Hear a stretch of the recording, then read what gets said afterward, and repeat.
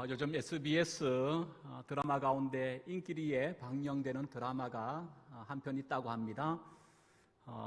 지옥에서 온 판사라고 하는 제목의 드라마인데요. 여러분 가운데도 애청하는 분들이 계실 거라고 생각합니다. 특별히 이 드라마는 2049 세대들에게 굉장히 지금 인기가 있다고 합니다. 드라마의 내용은 간략합니다. 판사로 나오는 여자 주인공 몸에 악기가 이제 들어가는 겁니다. 그래서 이 범죄자를 아주 응징하는 그런 내용의 드라마인데요. 응징도 그냥 응징이 하는 건 아닙니다. 악기가 들어간 여자 판사의 몸이었기 때문에 이 정식 재판에서는 죄가 없다라고 풀어줍니다. 뒤에 가서는 재판은 지금부터 시작이야 라고 하면서 이제 이 보복과 이제 응징을 가하는데요. 이 범죄자가 가해자에게 주었던 고통을 똑같이 받게 합니다. 그리고 마지막에는 그를 잔인하게 죽여버립니다. 굉장히 황당무계하고 현실에는 도저히 일어날 수 없는 비현실적인 내용들입니다. 그리고 성경적으로도 굉장히 비성경적이죠. 악기가 막 등장하고 저는 처음 딱 어떻게 채널 돌리다가 보자마자 바로 지금까지 한 번도 그냥 지나가면서 보았을 뿐 끝까지 본 적이 없는데 지금 많은 사람들이 이 드라마를 보고 있다고 합니다. 그럼 왜 사람들이 이 드라마를 그렇게 많이 보는가? 이 평론가가 세 가지로 이제 평가를 하던데요. 그 중에 첫 번째가 뭐냐면 사이다 같은 드라마이기 때문이다 라고 그렇게 평가를 했습니다. 그럼 지금 세상은 어떻습니까? 범죄자가 돌에 큰 소리치고 떵떵거리며 잘 살고 있는 정말 고구마를 하나 먹은 것처럼 속이 답답한 그런 세상 아닙니까? 그런데 이런 드라마를 하나 보니까 사이다 한 잔 마신 것처럼 속이 시원하다는 거예요. 그 사람들이 이렇게 이 드라마를 많이 보는 것 같습니다. 오늘 이런 관점 속에서 오늘 본문은 굉장히 어쩌면 우리에게도 인기 없는 한 본문 중에 하나입니다. 왜냐하면 눈에는 눈, 이에는 이, 보복하고 응징하라 라고 하는 말씀이 아니라 도리어 범죄자를 품고 안아주고 용서해야 한다 라고 하는 용서의 말씀이기 때문에 그렇습니다. 특별히 저는 오늘 이 본문의 말씀을 준비하면서 크게 두 가지를 다시 깨닫게 되어졌습니다. 첫 번째는 우리 인간을 향한 하나님의 용서가 이렇게 끝이 없으시구나. 끝없는 무한한 하나님의 용서를 다시 한번 깨닫게 되었고요. 또 하나는 그럼에도 불구하고 이런 드라마를 보며 즐거워하고 대리 만족을 느끼고 있는 여전히 한 사람도 용서치 못하는 우리 인간의 모습을 발견할 수가 있었습니다. 오늘 본문의 말씀은 15절 이렇게 시작하지요. 15절 다시 한번 읽어볼까요? 시작. 내 형제가 죄를 범하거든 가서 너와 그 사람과만 상대하여 권고하라. 만일 들으면 내가 내 형제를 얻은 것이요. 여기 보니까 내 형제가 등장합니다. 18장 속에서 내 형제는 지금 제자 공동체를 말하고 있습니다. 18장 전체는 제자 공동체가 어떻게 바른 신앙의 삶을 살아가야 할 것인가 라고 하는 삶의 지침서를 구체적으로 주고 있는 본문이기도 합니다. 그래서 여기 내 형제는 제자를 말하는데 특별히 이 제자 공동체는 장차 머지않아 뭘 이룹니까? 교회를 이루는 자들이 됩니다. 그래서 여기서 내 형제는 조금 더 넓은 의미로 보면 교회를 말하고 있습니다. 교회 안에 함께 신앙생활을 하고 있는 형제를 말하고 있다는 거예요. 그 형제 중에 한 사람이 죄를 범하거든 이라고 되어 있는데요. 여기 4번이라고 숫자가 보이나요? 그 4번의 밑에 내려가면 또 어떻게 소개하고 있나요? 어떤 4번에는 여기에 뭘 더 붙여요? 내게 죄를 범하며 이렇게 되어 있다는 거예요. 그러니까 내게 죄를 범한 어떤 형제가 있더라는 겁니다.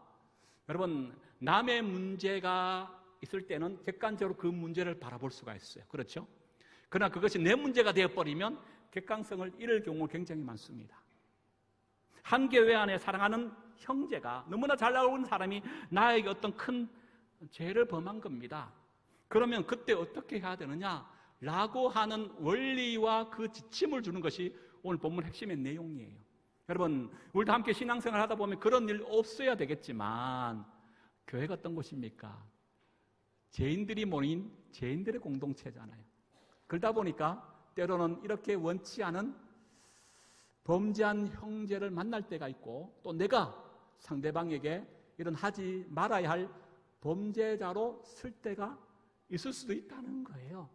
그럴 때 그러면 우리는 어떻게 이것을 지혜롭게 해결해 나가야 하는가라고 하는 것이 오늘 본문의 주된 말씀입니다. 여러분, 그 지혜를 깨닫고 공동체를 바르게 세워가는 관계 회복이 있는 귀한 이 시간이 되었으면 좋겠다 싶습니다. 첫 번째 제일 원칙, 이렇게 형제가 나에게 죄를 범하면 어떻게 해야 됩니까? 가서 너와 그 사람과만 상대하라는 거예요. 제일 원칙이 뭐라고요? 너와 그 사람만 상대하라. 아시죠? 근데 우리는 흔히 어떻게 합니까? 나에게 아픔을 주고 상처를 주는 사람이 있으면 그 사람에게 가서, 오늘 말씀해 보니까 권고하라, 그가 자신의 잘못이 뭔지 알도록 깨달아 알게 해주라, 이 말씀이거든요. 그런데 우리는 그 사람에게 직접 가서 말하기보다는 먼저 누구를 찾아가요? 그 사람만 제외하고 내가 평소에 친하게 지냈던 사람들이 가서, 이번에 김 권사가 말이야 나에게 이런 아픔을 줬어, 이 집사가 나를 이렇게 모욕하고 모함하며 그렇게 하고 있대. 이렇게 여러분, 나팔수 노릇하지 말라는 거예요. 이런 문제가 생기면 과감하게 어떻게 하라? 그 당사자를 찾아가서, 당신 왜 나에게 이런 아픔을 줘요? 내가 이런 소리가 들려오는데 무슨 문제입니까? 직접 한번 확인해 보라는 거예요. 그리고 그가 정말 죄를 범했으면 잘못된 것은 잘못되었다라고 얘기할 필요도 있다. 그게 바로 권고예요. 이게 제일 원칙입니다. 근데 중요한 것은 이분이 그랬는데도 불구하고 이 권고의 말을 잘 듣지 않아요. 그럼 어떻게 합니까? 그 다음에 16절에 보면 한두 사람을 데리고 가서 다시 권하는 거예요. 그래도 듣지 않아요. 그럼 어떻게 합니까? 17절 보니까 이제는 교회에게 그걸 말하여 교회가 대표로 그 사람을 만나서 이 문제를 해결하도록 해야 된다라고 지금 말씀하고 있다는 겁니다. 다시 한번 정리해 봅시다. 제일 원칙은 뭐라고? 1대1입니다. 두 번째는요, 다수가 함께, 마지막 정 안 되면 교회가 그를 권하도록 하는 거예요. 이렇게 하는 목적이 있습니다. 목적은 오직 한 가지인데요, 이게 중요해요. 15절 마지막 절에 보니까 이렇게 나옵니다. 만일 들으면 내가 내 형제를 뭐 한다? 그때 비로 얻게 된다는 겁니다. 얻는 것의 반대는 뭐죠? 그렇죠, 잃어버린 것을 말해요. 여러분, 지금 예수님께서 앞구절을 통하여 뭘 자꾸 우리에게 말씀하셨습니까? 우리 18장 12절 한번 읽어볼까요? 12절부터 14절입니다. 읽어봅시다. 시작. 너희 생각에는 어떠하냐? 만일 어떤 사람이 양 100마리가 있는데 그 중에 하나가 길을 잃었으면 그 99마리를 산에 두고 가서 길 잃은 양을 찾지 않겠느냐? 진실로 너희에게 이르노니 만일 찾으면 길을 잃지 아니한 99마리보다 이것을 더 기뻐하리라. 이와 같이 이 작은 자 중에 하나도 이런 것은 하늘에 계신 너희 아버지의 뜻이 아니니라. 잃는 것은 아버지의 뜻이 아니에요. 믿음의 공동체 안에서 함께 신앙생활하다가 그분이 나에게 어떤 이유인지 모르지만 큰 죄를 범했어요. 잘못을 저지른 겁니다. 그럼 어떻게 하라고요? 잃어버리지 않도록, 그를 다시 얻는 자가 되도록 그의 잘못을 알게 하고 들은 그가 회개하여 바른 길로 돌아오도록 하는 것, 이게 중요하다는 거예요. 그렇게 하는 궁극적 목적은 그를 다시 얻도록 하기 위함이라고 지금 말씀하고 있다는 사실이죠. 그런데도 불구하고 마지막 교회의 겉면마저도 그가 듣지 않았어요. 그럴 때는 어떻게 하라고 말합니까? 17절 하반절을 보니까 이방인과 세리와 같이 여기라. 그때는 상종하지 말라 그러네요. 바울은 고린도전서 5장을 통하여 조금 더 강력하게 이렇게 표현합니다. 고린도전서 5장 11절. 이제 내가 너희에게 쓴 것은 만일 어떤 형제라 일컬은 자가 음행하거나 탐욕을 부르거나 우상 숭배를 하거나 모욕하거나 술 취하거나 속여 빼앗거든 사귀지 말고 그런 자와는 함께 먹지도 말라 함이라. 그리고 13절은요, 이 악한 사람들을 너희 중에서 내쫓으라 라고까지 지금 말씀하고 있어요. 왜 그렇습니까? 한 사람의 범죄는 그 한 사람으로 끝나지 아니하고 쟤는 오염성과 전염성이 너무 강하기 때문에 그 한 사람이 그의 잘못을 지적했는데도 불구하고 회개하여 바른 길로 돌아오지 아니하고 계속 범죄한 그 악한 자리에 있으면 남아있는 나머지 공동체도 함께 그 죄에 오염되고 전염될 가능성에 노출되기 때문이라는 거예요. 그래서 여러분, 귤을 한 박스 사면 뚜껑을 열었어요. 다 싱싱한 귤만 있으면 좋지만 꼭 그 가운데 하나는 썩어 있는 귤이 있을 수 있어요. 그렇죠? 그럼 어떻게 합니까? 여러분들은 그 썩은 하나의 귤을 드러냅니다. 그렇지 않고 그냥 내버려 두면 며칠만 지나면 그 썩은 한 귤 때문에 나머지 싱싱한 귤도 금방 썩어 못 먹게 되는 것 아닙니까? 바로 원리가 그렇다는 거예요. 그러나 중요한 것은 여러분, 여기에 교회 치리의 목적이 있습니다. 교회 치리의 궁극적인 목적은 그를 징계하여 출교하는 데 목적이 있지 않아요. 교회 치리의 목적은 제일 원칙이 뭐라고요? 만일 들으면 네가 내 형제를 얻은 것이라. 형제를 잃어버리게 하기 위함이 아니라 형제를 다시 얻고자 하는 것이 치리의 목적이고, 우리가 건하고 우리가 그를 권면하고 기도해야 될 목적이 여기 있다라는 것을 여러분 꼭 기억하시기 바랍니다. 특별히 여기서 우리가 주목할 하나의 구절이 나옵니다. 19절이에요. 19절 한번 다시 읽어볼까요? 시작. 진실로 다시 너희에게 이르노니 너희 중에 두 사람이 땅에서 합심하여 무엇인지 구하면 하늘에 계신 내 아버지께서 그들을 위하여 이루게 하시리라. 우리가 너무나 잘 알고 있는 내용의 구절의 말씀 아닙니까? 특별히 여러분, 우리는 이 19절의 말씀을 어떻게 지금까지 이해해왔고 적용하고 있었습니까? 흔히 우리는 이 19절의 말씀을 이렇게 적용하지 않았습니까? 혼자 기도하면 안 되니까 두 사람, 세 사람이 합심하여 내가 원하고 바라는 것, 그것이 무엇인지 간에 혼자 보다간 합심하여 기도하면 하나님이 반드시 더 빨리 응답해 주신다라고 하는 개인의 기도의 응답의 차원에서 오늘 이 본문의 말씀을 이해했고 그렇게 적용해 오지는 않으셨습니까? 그러니까 19절의 이 구절을 한국교회가 가장 오해하고 해석하는 대표적인 구절 중에 하나입니다. 여러분, 여기서 말하는 무엇이든지 구하면이라고 얘기하고 있는데, 여기서 무엇인지 구하면이라고 하는 것이 우리가 그렇게 생각한 것처럼 내가 원하고 바라는 그 모든 것이라는 것을 말하고 있는 걸까요? 그렇지 않습니다. 지금 오늘 이 기도는 어느 지금 말씀 가운데 이 기도가 갑자기 등장하는 겁니까? 용서라고 하는 말씀을 하는 중에 지금 이 말씀이 계속되고 있는 것 아닙니까? 그렇죠? 예. 그러니까 이 말씀은 뭐예요?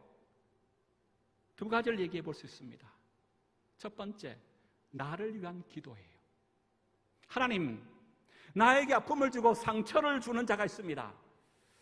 하나님, 나는 그 사람을 생각할 때마다 이가 갈리고 치가 떨립니다. 자다가도 그 사람 때문에 내가 잠을 설치며 하가 머리끝까지 올라오는 이 울분을 내가 감당할 수가 없습니다. 하나님, 내 마음을 다스려 주십시오. 나를 치료하여 주시고 회복시켜 주십시오. 그리고 하나님의 말씀에 따라 그 사람을 용서할 수 있는 넉넉한 마음 또한 나에게 주십시오. 그런 것 같습니다. 용서도 내 의지나 내 힘으로 할 수 있는 것이 아니더라고요. 그렇지 않습니까? 용서도 하나님의 특별한 은혜가 필요한 거예요. 그래서 나를 위하여 먼저 기도하는 거예요. 그러면 두 번째, 여기서 무엇이든지 했을 때 그 무엇이 뭘까요? 이제 나에게 아픔을 주고 상처를 주었던 그 범죄한 형제를 위하여 기도하는 거예요. 하나님, 저 연약한 형제가 자신이 뭘 잘못했는지도 깨닫지 못하고 여전히 제약된 자리에 머물고 있습니다. 하나님, 어찌하오리까? 하나님, 그에게도 긍휼을 베풀어 주시고 자신의 죄를 깨달아 잘못을 회개하며 다시금 건강한 공동체의 일원으로 설 수 있도록 하나님, 그를 붙잡아 주십시오. 그를 잃은 자가 아니라 다시금 얻는 자의 자리에 온전히 설 수 있도록, 관계가 회복될 수 있도록 하나님 도와달라고 하는 그 기도 지금 해야 된다는 것 아닙니까? 지금 그걸 말씀하고 있다는 거예요. 여러분, 이렇게 기도했을 때 놀라운 일이 벌어져요. 그게 어떤 일이냐면 20절이에요. 20절 다시 읽어봅니다. 시작. 두세 사람이 내 이름으로 모인 곳에는 나도 그들 중에 있느니라. 나도 그들 중에 있다. 이걸 우리는 뭐라 얘기해요? 네 글자로 표현해요. 앞에 처음이 임자로 시작해요. 마지막이 엘자로 끝나요. 나도 너희와 항상 함께 있다. 임마누엘이에요. 예. 마태복음 속에는 임마누엘이라는 단어가 3번 나옵니다. 첫 번째 임마누엘은 예수님의 탄생 기사를 통하여 우리는 발견해요. 마태복음 1장 21절 아들을 낳으리니 이름을 예수라 하라. 이는 그가 자기 백성을 그들의 죄에서 구원할 자이심이라 하니라. 그리고 그 이름을 임마누엘을 하라. 번역한즉 하나님이 우리와 함께 계시다 함이라. 그리고 오늘 두 번째 임마누엘 나와요. 그리고 마지막 임마누엘은 마태복음 마지막 장 마지막 절 28장 20절에 나옵니다. 내가 너희에게 분부한 모든 것을 가르쳐 지키게 하라. 볼지어다 내가 세상 끝날까지 너희와 함께 있으리라 하시니라. 그럼 마태복음 구조는요, 1장의 임마누엘로 시작했다가 마지막 28장 임마누엘로 끝나는 것이 마태복음이에요. 그리고 그 중심에 오늘 본문의 임마누엘이 다시 한번 강조하여 등장하고 있다는 사실입니다. 근데 여러분, 마태복음의 이 3번의 임마누엘의 공통점이 하나 있습니다. 이 모든 임마누엘은 한결같이 한 영혼을 살려내는 그곳에 하나님께서 임마누엘 하시겠다는 거예요. 마태복음 1장에 예수님의 탄생 기사를 보면 그가 자기 백성을 그들의 죄에서 구원할 자이심이라. 그 예수의 이름이 임마누엘, 구원할 자예요. 그리고 오늘 본문에도 보면 형제의 죄로 인하여 잃어버린 바 되지 않고 끝까지 얻고자 노력하여 2사람 이상 합심하여 기도하는 그곳에 하나님 뭐 하신다? 임마누엘 하신다 그러잖아요. 그리고 마태복음 28장 마지막 장에는요, 이 모든 주의 명령을 지켜 준행하는 그곳에 하나님 임마누엘 하시겠다는 거예요.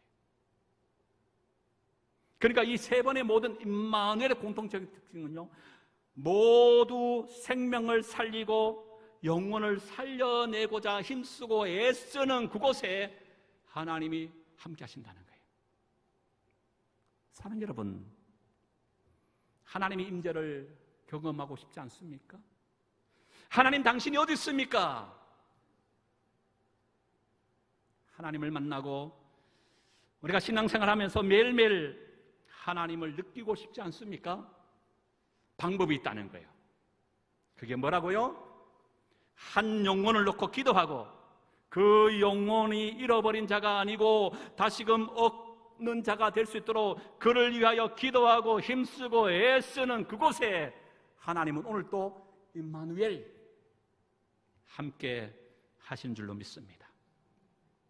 특별히 그런 의미에서 11월 17일 종교원 총출석주일이자 전도주일로 지킵니다.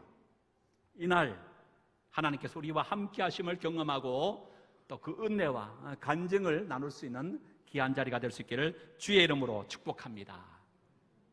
이렇게 용서에 대한 얘기를 제자들이 들었어요. 근데 제자 중에 베드로가 손을 딱 들더니 예수님 질문이 있습니다 라고 하면서 예수님께 질문하는데 뭐라고 질문합니까? 21절에 나와요. 예수님, 그러면 내가 몇 번 용서해야 됩니까? 7번까지 용서하면 됩니까? 라고 하는 이 질문을 던져요. 왜냐하면 지금까지 자꾸 예수님이 용서에 대한 말씀을 했으니까 그럼 몇 번 용서해야 되나요? 이 질문을 하는 거예요. 7번 그랬죠. 당시 유대 간습 속에서 최고까지 하는 용서가 3번까지예요. 우리나라도 3세판 그러죠. 3번까지는 봐주지만 3번이 넘어가면 더 이상 나는 용서할 수 없어 라고 하잖아요. 우리도 3세판입니다. 유대 간습 속에서도 일반적인 최고의 용서가 3번까지 하는 거예요. 그런데 베드로는 3번 더하기 4번을 더하여 도합 7번이라도 내가 용서할 수 있다고 말해요. 대단한 용서죠. 베드로가 아마 예수님 앞에 이렇게 호언장담하며 얘기하는 것은 그가 예수님의 사랑을 조금 더 받고자 하는, 인정받고자 하는 마음이 있었던 것 같아요. 왜 그러냐면 마태복음 16장 16절에 보니까 주는 그소시요 살아계신 하나님의 아들이다 라고 베드로 고백하니까 예수님께서 베드로에게 뭐라고 칭찬합니까? 바요나 시몬아 네가 복이 있다 한번 칭찬받았거든요. 한번 칭찬의 맛을 들인 사람은 두 번, 세 번 칭찬받고자 하기 때문에 그래요. 아마 어쨌든 여기서도 7, 9번까지 내가 용서하면 됩니까? 아마 예수님의 칭찬을 그가 바랐던 것 같습니다. 그런데 예수님은 도리어 베드로와 모든 제자들이 이렇게 말해요. 22절 읽어봅니다. 시작. 예수께서 이르시되 내게 이르노니 7번뿐 아니라 7번을 70번까지라도 할지니라. 7번뿐만 아니라 7번을 70번, 77이 49에서 490번을 용서하라라고 지금 말하고 있는 겁니다. 7번도 굉장한 용서입니다. 그 당시에 기본 용서는 3번 이상 넘어가지 않아요. 그 4번을 다해 7번 용서하면 됩니까? 했는데 7번도 굉장한 용서인데 예수님은 거기 한술 더 떠서 7번뿐 아니라 7번에 70번씩 490번이나 용서해야 된다고 말하고 있어요. 그렇다면 491번째는 용서하면 안 된다는 건가요? 여기 7은 완전수입니다. 완전히 영원히 용서하라고 말하고 있어요. 그런데 저는 여기서 490번이 주는 숫자에 저는 의미도 있다고 생각해 봅니다. 왜냐하면 우리가 잘 아는 것처럼 예수님은 십자가에서 우리의 죄를 단번에 용서하시고 사해 주셨어요. 그런데 우리는 어떻습니까?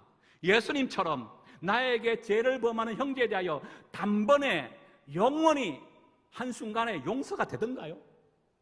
용서한다라고 말은 해놓고 뒤돌았으면 찝찝하지요. 그를 보면 또 용서치 못하는 마음이 불현듯 나도 모르게 자꾸 올라오는 것 느끼지 않습니까? 그래서 여러분, 용서도 한 번에 끝나는 것이 아닌 것 같습니다. 용서에 대한 긴 고통의 과정이 필요한 거예요. 평생을 용서와 사랑에 대해 연구한 미국의 풀러 신학교의 기독교 윤리학자인 루이스 스미즈라고 하는 교수가 있어요. 그는 그의 책에서 용서와 관련된 자신의 경험을 이렇게 썼습니다. 저는 제가 사는 마을에서 한 경찰관이 아무 이유 없이 제 막내 아들을 학대하는 것을 보고 분노에 쌓이게 되었습니다. 저는 그 경찰관에 대한 울분 때문에 하루 종일 집안에서 큰 소리를 내며 살았습니다. 내가 그를 용서하지 않으면 제가 비참한 사람이 될 것 같았습니다. 그래서 저는 그를 용서했습니다. 저는 서재에 들어가 무릎을 꿇고 그 경찰관의 이름을 부르며 이렇게 말했습니다. 나는 너를 용서한다. 하나님의 이름으로 너를 용서한다. 이렇게 했습니다. 저는 이렇게 해서 용서가 끝난 줄 알았습니다. 그런데 1년이 지난 어느 날 순찰차를 타고 가는 그 경찰관을 보는 순간 저는 용서를 다시 해야만 했습니다. 왜냐하면 다시 분노가 생겼기 때문입니다. 그런데 이번에는 두 번째 용서였기에 조금은 쉬웠습니다. 그리고 몇 년 후에 경찰관이 난폭한 행동으로 말미암아 해임되었다는 소식을 듣게 되었습니다. 그런데 제게는 그 소식이 꿀보다 더 달게 느껴졌습니다. 마치 제가 보복한 것처럼 달콤하게 느껴졌습니다. 그때 비로소 나는 다시 한번 그를 용서해야만 했습니다. 그리고 저는 그를 다시 용서했습니다. 그러나 제가 그를 완전히 용서하기까지는 앞으로 몇 번 더 용서해야 할지 누가 알겠습니까? 그래서 여러분, 참 용서가 쉽지 않아요. 그렇다고 한 번의 용서가 되는 것도 아니에요. 그래서 우리는 어쩌면 천국 가는 그날까지 평생에 걸쳐서 7번씩 70번을 용서하며 살아야 하는지도 모르겠습니다. 오늘 예수님은 이것을 우리에게 말씀하고 있는 거예요. 그리고 예수님께서 그 유명한 비유를 하나 들지요. 1만 달란트 빚진 자에 대한 비유의 말씀을 하십니다. 1만 달란트요. 1만이란 것은 그 당시의 숫자로 가장 큰 숫자를 1만이라고 얘기합니다. 그리고 달란트라는 것은 화폐 단위에 있어서 가장 큰 금액의 화폐를 달란트라고 그렇게 말해요. 그래서 1만 달란트를 지금으로 환산하면 약 한 10조 원 정도 된다라고 말합니다. 10조 원. 여러분, 역사가 요세푸스에 따르면 당시 유대 전역의 1년치 세금으로 거둬들이는 돈이 얼마나 되느냐? 800달란트예요. 8,000달란트도 아니에요. 800달란트. 여기에 비한다면 1만 달란트, 정말 상상할 수 없는 천문학적인 그런 어마어마한 돈 아닙니까? 한 개인이 이 빚을 졌다는 것은 말이 안 되는 개념일 뿐만 아니라, 그런데도 불구하고 예수님께서 이 비유의 말씀을 드는 것은 뭘 얘기하고자 하는 거예요? 도저히 갚을 길 없는 빚을 지고 있다라는 것을 강조하기 위하여 지금 1만 달란트 빚을 졌다라고 말하고 있어요. 공의로운 왕께서 너와 너의 몸과 아내와 자식과 모든 것을 다 팔아서 빚을 갚으라고 명령합니다. 이때 그 종은 엎드려 절하며 내가 반드시 갚겠으니 시간만 달라고 부탁을 합니다. 이에 왕께서 이 종을 불쌍히 여겨 빚을 탕감해 주었을 뿐만 아니라 그에게 자유도 허락했습니다. 그런데 문제가 뭐죠? 우리가 잘 알고 있는 내용 아닙니까? 길을 가다가 동물을 만났는데 자신에게 100다니온의 빚을 진 자였습니다. 그런데 어떻게 합니까? 감옥에 가뒀다고 말하고 있어요. 그런데 여기서 우리가 주목해야 될 것이 있습니다.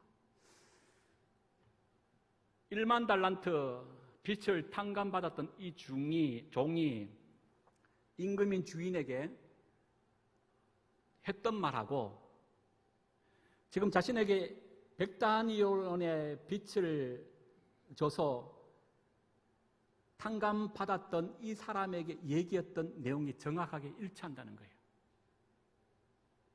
여러분 26절 보세요. 빚을 탕감만 받기 전에 이 종이 주인에게 뭐라 얘기합니까? 26절 시작. 그 종이 엎드려 절하며 이르되 내가 참으소서 다 갚으리다. 그리고 100다니온 빚진 자가 이 탕감받은 자에게 또 어떻게 행동합니까? 29절 시작. 그 동료가 엎드려 간구하여 이르되 나에게 참으소서 갚으리다. 토시 하나 틀리지 않아요. 행동 하나 말 하나 마음도 나는 똑같다고 생각합니다. 그런데 전문학적인 어마어마한 숫자의 1만 달란트를 그는 탕감받았어요. 그런데 정작 여러분 동료입니다. 남이 아니에요.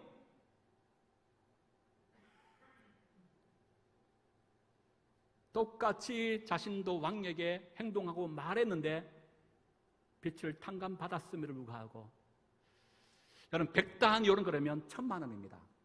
1,000만 원 자체는 굉장히 큰 돈이지만 여러분 10조 원에 비하면 1,000만 원 그 돈도 아니죠. 60만 분의 1이에요. 1만 달란트의 100다니온은 60만 분의 1밖에 되지 아니하는 그 빚진 자를 그는 용서하지 못한 거예요. 옥에 가뒀습니다. 그걸 다른 사람이 보고 왕에게 구하였습니다. 결국 이 1만 달란트 빚진 자는 다시 옥에 갇혀지게 되는 신세가 되고 말았다는 것이 오늘 본문의 그런 말씀 아닙니까? 이건 비유입니다. 1만 달란트 빚을 탕감해 준 임금은 주인은 누구를 말할까요? 예수님이셔요. 예. 그러면 1만 달란트 빚진 자는 누구를 말할까요? 우리 자신 아닙니까? 그래서 로마서에 보니까 모든 사람이 죄를 범하였음에 하나님의 영광이 이루지 못한다고 말해요. 죄의 삭은 죽음 사망밖에 없어요. 아담 이후의 모든 인류는 그 죄로 인하여 이미 죽었던 존재에 불과합니다. 우리 모두는 사탄의 건세 아래에 놓여져 종노릇하는 존재에 불과하다는 거예요. 그런데 어떻게 되었습니까? 예수님께서 우리의 죄를 구원하시기 위하여 신이 십자가에 달려 돌아가신 것 아닙니까? 그리고 누구든지 그 십자가에 달리신 예수님을 바라보고 믿기만 하면 구원 얻는다고 하는 빛을 탕감해 주신다고 말씀하고 있어요. 그러나 여러분, 우리가 여기서 오해하지 말아야 할 것은 기독교의 구원은 결코 값싼 구원이 아닙니다. 그저 십자가에 달리신 예수를 믿으면 구원함 받는다고 생각하니까 너무나 값싼 구원이네 라고 생각할 때지는 모르지만 결코 그렇지 않아요. 1만 달란트, 여러분, 갚을 길 없는 제2의 건세 아래 우리는 놓여 있었고 이미 죽었던 존재들이었어요. 그런데 어떻게 우리가 그 빛을 탕감함 받고 용서받았다는 것은 구원을 얘기해요. 어떻게 구원함 받을 수 있었습니까? 하나님의 관점으로 보면 하나님은 당신의 하나밖에 없는 독자 예수를 십자가에 죽기까지 하시면서까지 우리를 구원하신 거예요. 독자이신 예수님의 관점에 보면 우리가 달려 십자가에 피와 살을 흘려야 됨에도 불구하고 당신이 대신 우리를 위하여 십자가에 달려 피와 살을 흘리시고 찢기심으로 우리가 구원함 받았다고요. 이 빛의 탕감에는요, 이런 엄청나고 우리가 감히 이해할 수 없는 희생이 숨겨져 있다는 것을 여러분 반드시 기억해야 돼요. 기독교의 구원은 싸구려 구원이 아니에요. 거저 주어지는 구원이 아니에요.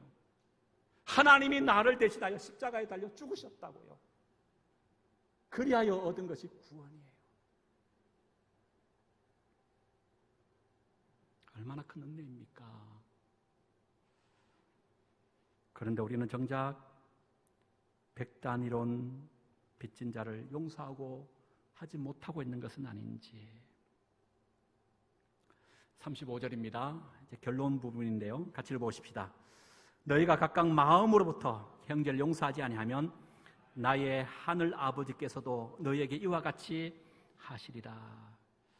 마음으로 용서하라. 오늘 말씀의 제목이기도 합니다. 마음으로 용서하라.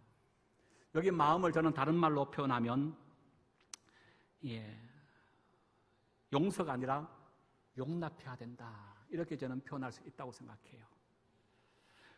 용서는 나 중심이지만 용납은 그 중심입니다. 용서는 말로 하는 것이지만 용납은 그를 있는 그대로 그냥 받아들이는 것을 말해요. 이건 사전적 의미에서도 분명히 드러납니다. 용서는 지은 죄나 잘못에 대하여 꾸짖거나 벌을 주지 않고 너그럽게 그냥 봐주는 거예요. 그 용납은 남의 잘못이나 입장, 형편 따위를 너그러이 받아들이는 것을 말합니다. 그냥 봐주는 것이 맞습니까? 그냥 받아주는 것이 좋습니까? 용납은 그 사람이 있는 그대로 받아주는 것을 말한다는 거예요. 탕자의 비유 속에서 우리 아버지를 발견합니다. 아버지는 아들을 용서한 것이 아니라 용납한 겁니다. 아들이 집을 나가 그가 어떤 삶을 살았든지, 그가 어떤 꼴로 집으로 다시 돌아오든지, 돌아와서 그가 어떤 변명을 하든지 관계없습니다. 왜냐하면 이미 아버지는 그 아들을 있는 그대로 용납하여 받아줬기 때문입니다. 우리가 그리하여 이 자리에 있는 것 아닙니까? 사랑하는 여러분, 내 형제라 말합니다. 생판 모르는 남이 아니에요. 성경은 원수마저도 용서하고 사랑하라고 가르칩니다. 그런데 정작 한 이불을 덮고 사는 사랑하는 내 남편, 내 아내, 내 자식, 내 부모님 얼마나 마음을 다하여 용서하며 살고 있습니까? 교회 안에 바로 지금 내 옆에 함께 예배드리고 있는 믿음의 형제요 자매된 교우들을 얼마나 말로 하는 용서를 넘어서서 있는 그대로 받아들이는 용납을 하고 계시나요? 사실 우리는 할 수 없습니다. 그러기에 주의 임재가 필요한 거예요. 1만 달란트 빚진 자의 빚을 탕감해 주신 하나님 아버지의 그 무한한 사랑을 우리 깨달아야 돼요. 십자가가 필요하다는 거예요. 주님의 그 사랑과 십자가의 그 은혜를 붙잡고 단순히 머리가 아니라 마음으로, 말로 하는 용서가 아니라 그 있는 자체를 용납하여 받아들임으로 용서와 화해의 하나님의 나라를 만들어가는 소망의 공동체, 우리 모두가 될 수 있기를 주의 이름으로 축복합니다.